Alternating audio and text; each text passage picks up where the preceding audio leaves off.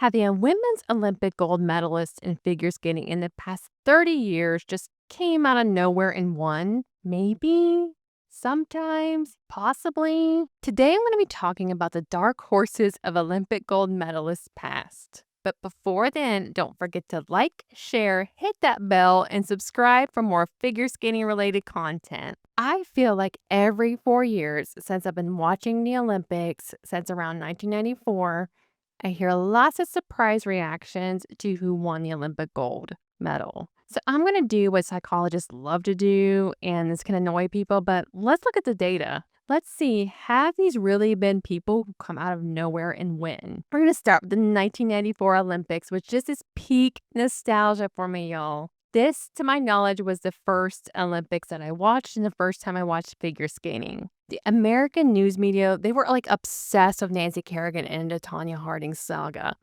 Like, I'm pretty sure this is why I was watching that Olympics. So as an 8-year-old, I think I was around 8, I watched assuming Nancy's 100% going to win, like she's going to win. And then I remember watching Oksana Bayul, and I was just mesmerized by her Black Swan program. And I know, like, I awkwardly went to school the next day, and it was like gym class.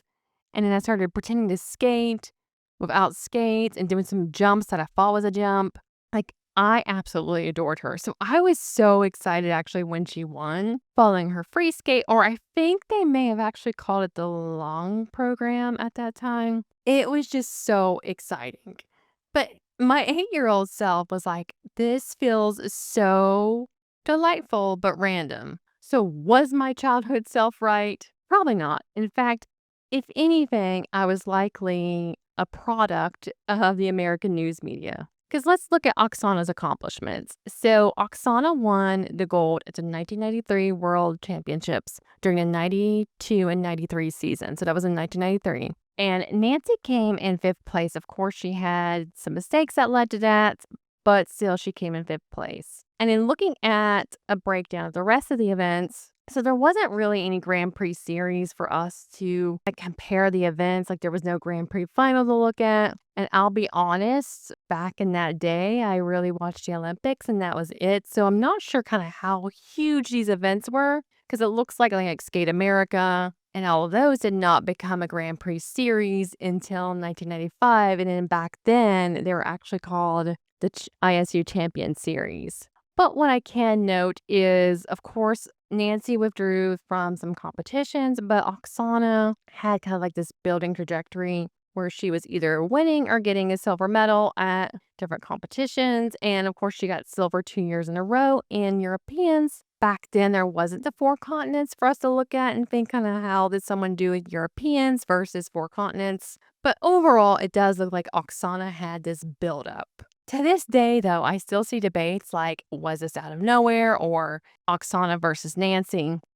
And what's really interesting about that, and I know a lot of people struggle with the IJS system, but I also kind of struggle with the 6.0 system of knowing like who in reality would have won under that system. I do know the 6.0 system really valued artistic impression, and I may be biased, but I love Oksana's skates. And I think from an artistic standpoint, she just had it. Now, yes, some of her jumps were wonky, but I also don't think back in the day that maybe that mattered as much. Now, of course, I am thinking about this as like several years in the past. So please correct me if I'm wrong. So in reality, though, Oksana didn't come out of nowhere. In fact, had I been maybe older and a figure skating fan back then, I probably could have saw this trajectory happening. And what's fascinating to me is some of my non-figure skating friends still remember this and still think that Nancy royally messed up in order to not get the gold that night. So it's just interesting to see kind of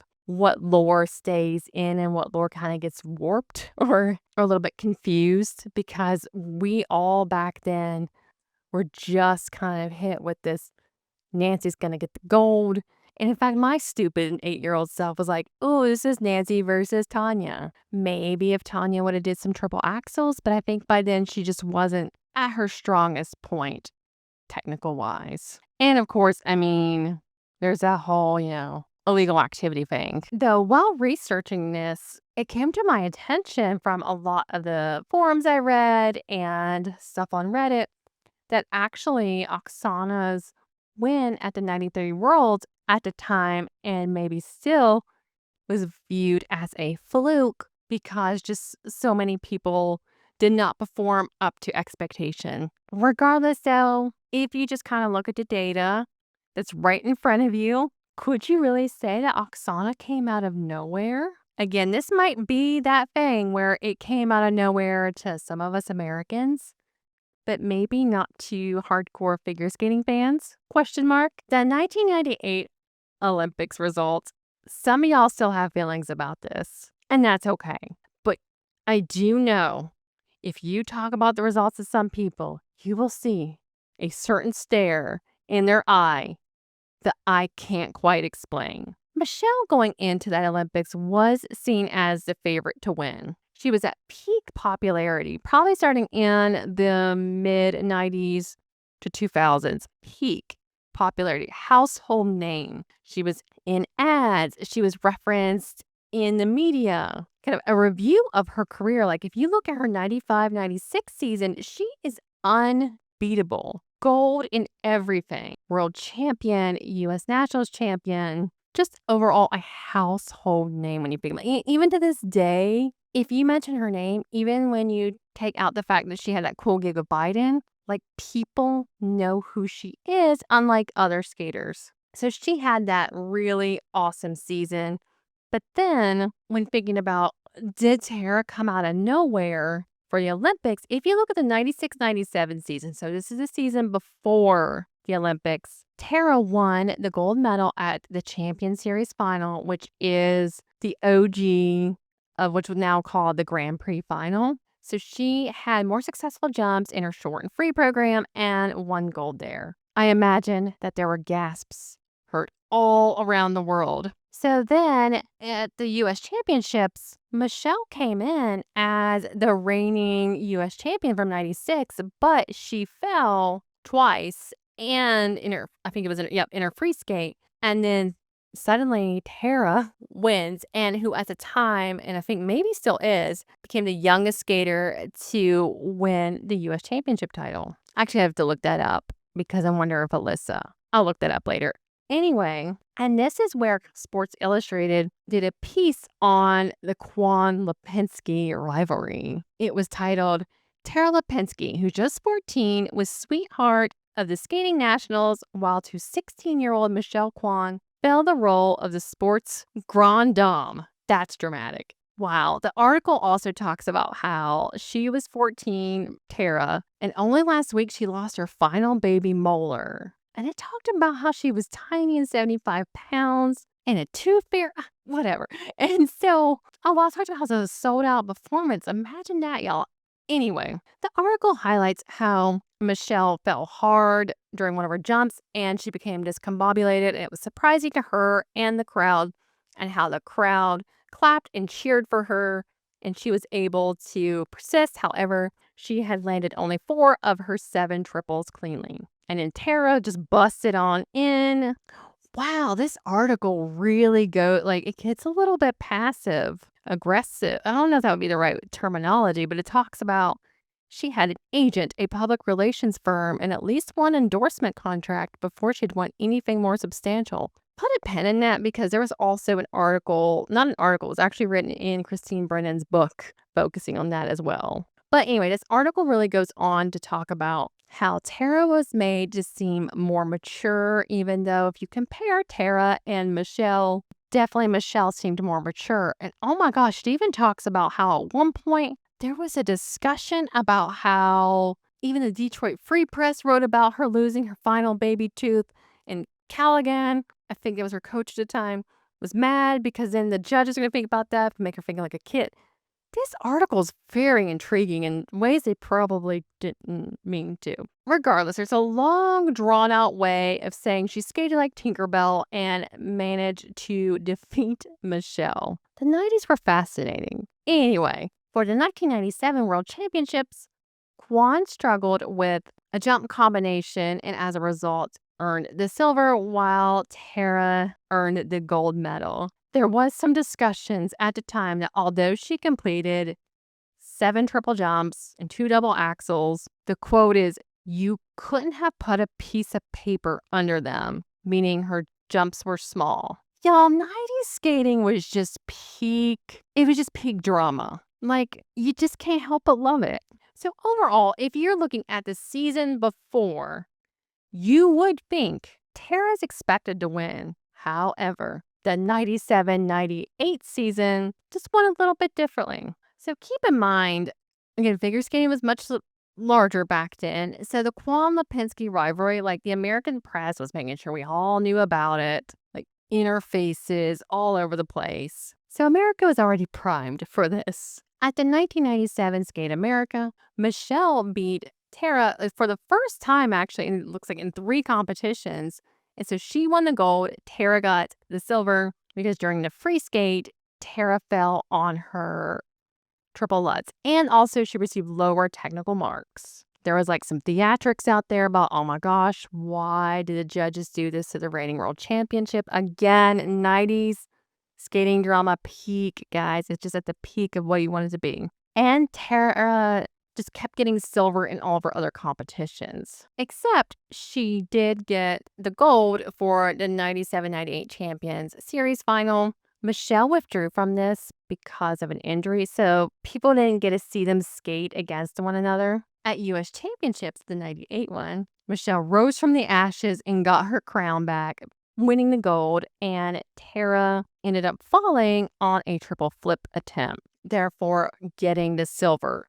Michelle's performance at that Nationals is something people still talk about to this day. It was electric. I don't quite remember it. In fact, I really want to go back and watch it because I can only imagine. It's been years since I've seen it. So then going into the Olympics, I can see why people thought, okay, Michelle's totally going to win. And to this day, people still do debate like who should have won. A lot of people will talk about how Tara skated lights out, did all these jumps, had a triple combination. Michelle didn't make any mistakes. And that's why, like, I will read things to this day where someone said that they were spoiled of the news of who won and thought, oh my gosh, Michelle must have fallen. But no, she skated fine. Now, some say she skated tentatively. Some say no, she didn't. I mean, it is heavily debated. There is this interesting Deadspin article that came out in 2018. It's like 20 years ago this week. Michelle Kwon did not win the Olympic gold. And there is an interesting series of quotes in there where Frank actually told Michelle that people are always going to tell her that she should have won, but she shouldn't have. So overall, when you think about it, was Tara the dark horse here? In reality, no. She may not have been the favorite going in, but it didn't come up out of nowhere. There was a sneakiness. I do see where the surprise would come, especially a clean Michelle. But she didn't just magician her way in. So all in all, this is really fascinating because people still debate it to this day. And I had to stop myself from getting down the rabbit holes because like I even stumbled upon some bizarre message boards, which that'll be another video some other time. Like a part 2 of 90s message boards. I can't even build the suspense for the 2002 Olympics. Y'all already know it's considered one of the biggest upsets in Olympic history for Sarah Hughes to come in and get the gold. And I'm not saying anything bad about her. She seems like a lovely person. But if you look at the stats, you wouldn't have her on your radar. Like her gold medals prior to the Olympics was the Vienna Cup and Skate Canada. Everything else was like the season beforehand was bronze or silver, and leading up bronze and silver. So she's someone that I imagine people are just like, she's gonna like place high but not win. But it sounds like something was in the air that made the 2002 Olympics just kind of like chaotic overall. So Michelle was one of the favorites, of course, to win the Olympics. Russia's Irina. So like Sarah was in 4th place after the short program, but then chaos happened with Michelle, Irina, and Sasha Cohen. They all made mistakes, and then suddenly like Sarah wins gold. But also to keep in mind, she did skate well that day, so it's not like she skated terrible and then somehow won the gold. It's just the others that were expected to do well didn't. And this was, considered such an upset. Like in true 2000s fashion, there was just a news article that was just simply titled Russian South Korea Angry at Olympics. And you had to well, there wasn't that much scrolling down then. So it's probably, never mind, it's how newspapers were. But there's also a lot of discussion about how Sarah was so confident, had just complete joy while skating. So yeah, she was a dark horse. We got one there. So just like the 2002 Olympics, maybe not as big as an upset, the 2006 Olympic champion Shizuka Arakawa, Sasha and Arena were seen as the ones to beat, basically. Sasha Cohen was first after the short program, but then for her free skate, she fell on her first jump, which was the triple Lutz, put her hands down on the second jump, but then, she completed the rest of the elements, but that left room on the table, of course. And then Ariana also made some mistakes, and then that just left the door wide open. And so it seems, the general consensus just from reviewing forums and Reddit and all that is that she deserved the win. It's just, it wasn't expected. And looking at her history, it's not too much of a surprise, to be honest. She did win Worlds in 2003, 2004. So she is someone who did have some major competitions in her back pocket. And in fact, she won Worlds against Sasha and Michelle Kwan at the time. But then if you look at her Worlds performance in 2005, not as strong. So this is a Worlds, again, leading up to the Olympic season. So this is 1 year before, and she came in ninth and talked about having motivation problems. So if you look at that performance, you'd probably think, oh, she's not going to. But thinking about in terms of dark horse and favorites, yeah, you could say this was the dark horse. Not as glaringly as 2002, but yeah, this kind of seems like a dark horse, like a splash of it. Like a dark horse in the distance. Was Yuna Kim's 2010 Olympic win a surprise? I mean, I can't even joke about no, it wasn't a surprise. I think she only lost maybe one competition. So no, I can't even entertain this. She was just the GOAT. Zero. I can't even build up to this. No. So where do I even begin with the 2014 Olympics? Yeah, that was unexpected. Adelina's win, that would be considered a dark horse. If we want to just diplomatically look at the stats, if you look at Yuna Kim's track record in comparison to Adelina's, I remember watching this with friends and as people who didn't watch figure skating that much, and it was interesting because this felt like it came out of nowhere, the win with Adelina winning, to them because the media was talking about Yulia Lipinskaya and Yuna Kim so much that they were basically who won what? Just looking at Yulia's track record even for that season. Gold at the Challenger, gold at Rostelecom, gold at Skate Canada, though Adelina did win nationals against her. But then, of course, Yulia won European championships against her, which is international judging. So even if you just kind of look at it this way with Yuna Kim's track record, and then if you were to say who could have beat Yuna Kim prior to the Olympics, most people would have said if somebody was going to give Yuna a run for her money, it would have been Yulia, but then Yulia, didn't have the performance she hoped for during the individual event. So to answer my question of was this a dark horse and a surprise without talking about the fact that Adelina's score was 40 points higher than it had ever been, yeah, this was a dark horse. This is another one that if you bring up to people to this day, there'll be some eye twitching and gasps heard around the world. People may remember where they were in 2014 when this happened.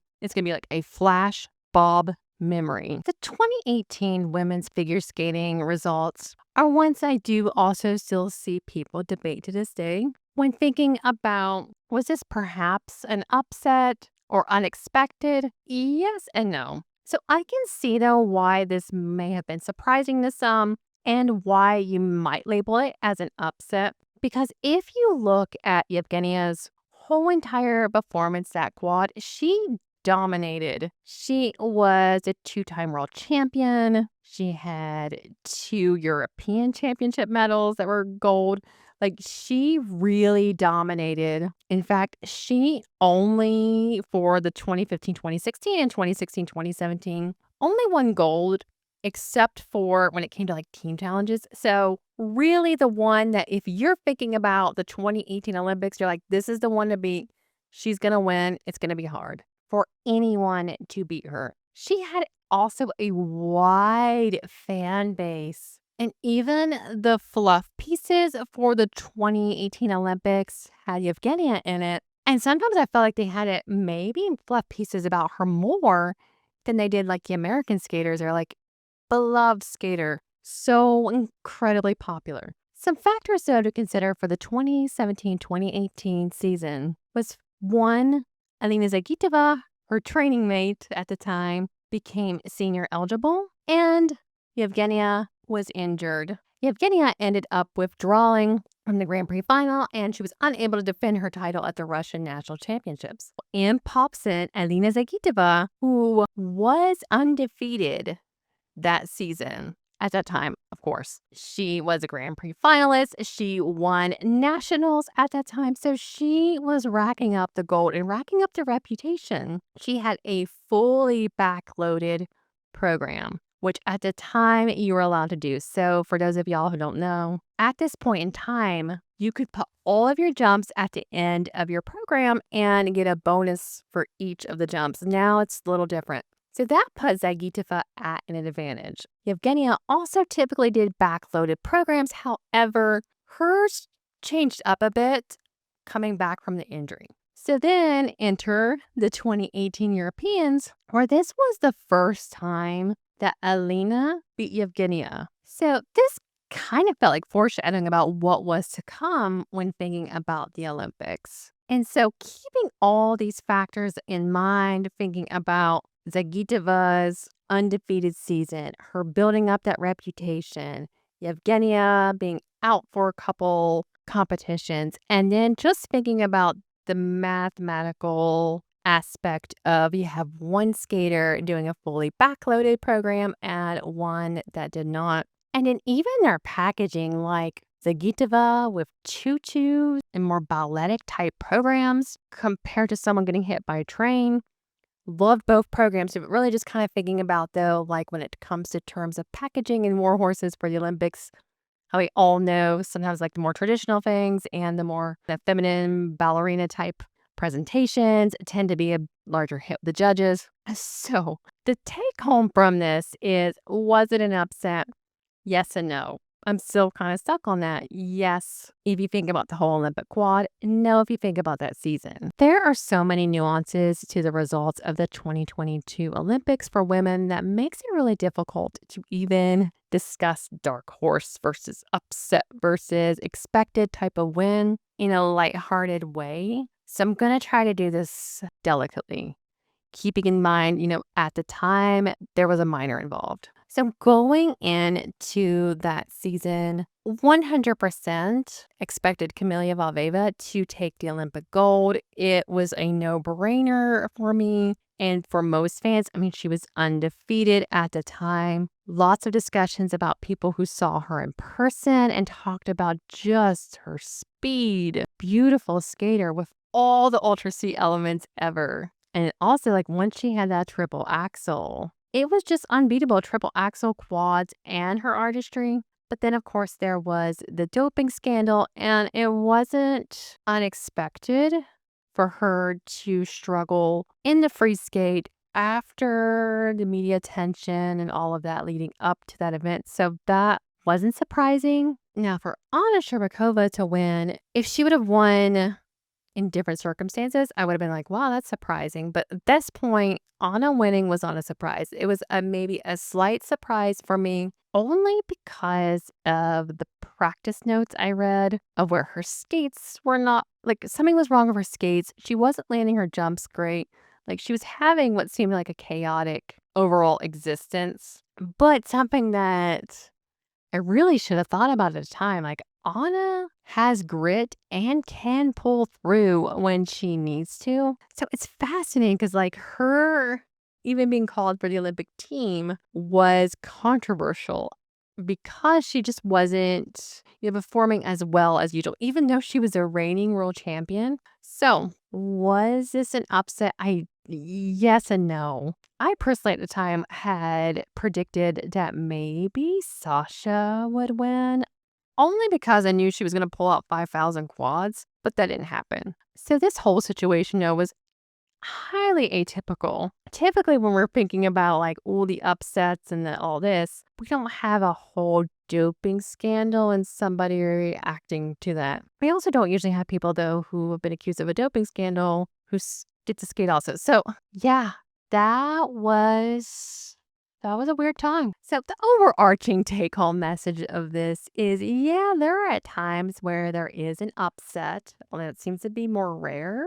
Yeah, there's times where there's a dark horse that appears out of nowhere and takes the wheel. The dark horse takes the wheel or whatever. Sometimes there's points where you're like, what? But most of the time you can follow the trajectory and see, okay, yeah, this is expected. Even though I may not agree with this, if you just kind of think about it from a logistics standpoint, like it makes sense when you're thinking about like someone's coming in for undefeated season, someone coming in as a world championship. So all of that to keep in mind, like, oh my gosh, guys, like thinking about their predictions for this upcoming Olympics, like there's actually a few that we can think about who could win gold. Is there going to be upset? Is there going to be surprise? Is there going to be one that makes us like burn couches excitedly or upset? Figure skating fans don't like burn couches like football fans do. Like we need something to where like we're ridiculous and we react in a way like a fun way. Like as long as you're not burning someone's couch that like wants the couch or like harming anyone, like or maybe just like taking it to the street excitedly.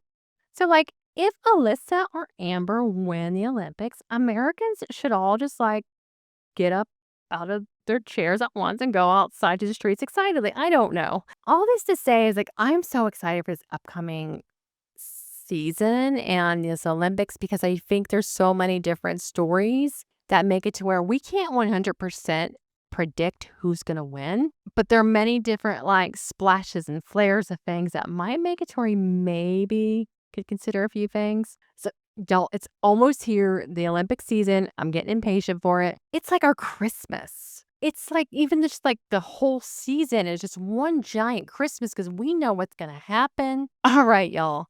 I'm going to quit rambling for the day. Don't forget to like, hit the bell, share, and subscribe for more figure skating related content.